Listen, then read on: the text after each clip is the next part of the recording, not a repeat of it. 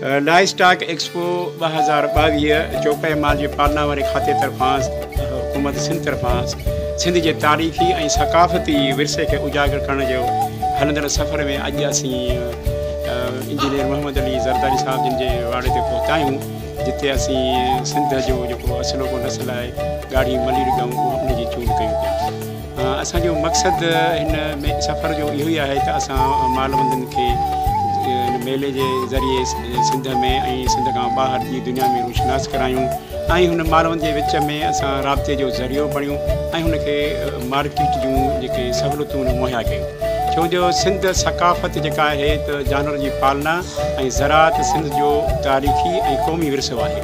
असांजा मालवंद पंहिंजे जानवरनि सां मोहब्बत कनि था इहो ई सबबु आहे सिंध अमुन मोहब्बत की धरती आहे।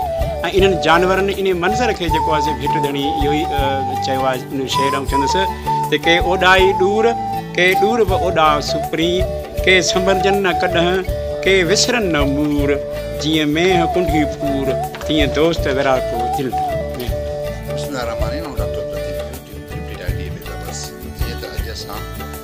सिंध जे क़दीमी जेके नस्ल आहे ग्रेट सिंधी उन उहा एक्सपो लाइवस्टॉक के बारे में हिते आया हूँ। ही टीम की सरबराही मोहतरम डॉ.Ali Shahani chairman session committee expert डॉ. सुरेश ज़रदारी इंजीनियर मोहम्मद अली ज़रदारी वाड़े फार्म हाउस से पहुता हूँ जिथे ही सिंध जो क़दीमी नस्ल मौजूद है। हाँ आऊँ डॉ. अली ज़रदारी साहब साईं इंजीनियर साहब जो ब्रदर भी है जो मुसलसल 3 साल ही 4 दफ़ो एक्सपो में अची वियो। असां साईं जन खां एक्सपो के बारे में पुछंदासीं त साईं जन एक्सपो के बारे में कहिड़ा ख्याल रखंदा। जी सर। अस्सलाम वालेकुम। सब खां पहिरियों त मां तव्हांजी वेलकम थो कयां हिते असांजे फार्म ते तव्हां आयो तव्हांजी वॾी महिरबानी। ऐं असांजो 2 सालनि जो अॻियो जेको एक्सपीरियंस रहियो आहे तमामु बहितरीनु रहियो आहे। इन खां अॻु में असां जेके मालवंद हुआसीं असांजो इंट्रेक्शन कोन हुयो ऐं जेके मलेरिया सां ढगी हुई हिते असां किथे मतिलबु शो न पे करे सघियासीं किथे ॿाहिरि असां न पे कढी सघियासीं।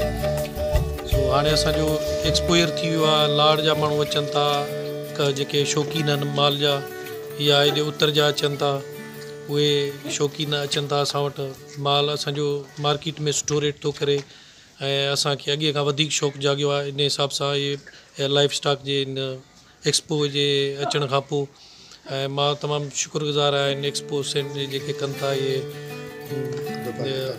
मैनेजमेंट वारा ऐं ख़ासि करे शहानी साहब जो जेके हिते हली आया असां वटि ऐं असां अॻे बि ॾाढो सुठो परफॉर्म कयो हिन में एक्सपो में ऐं इंशाल्लाह हिन दफ़े बि असांजो माल बहितर कंडीशन में आहे जानवर असांजा सुठी कंडीशन में आहिनि ऐं असांजो इंट्रस्ट अञा वधंदो थो वञे जी अचनि था लाइवस्टॉक डिपार्टमेंट वारा त असांजो अञा इंट्रस्ट वधंदो थो वञे। तव्हांजी हिकु दफ़ो वरी ॿी महिरबानी।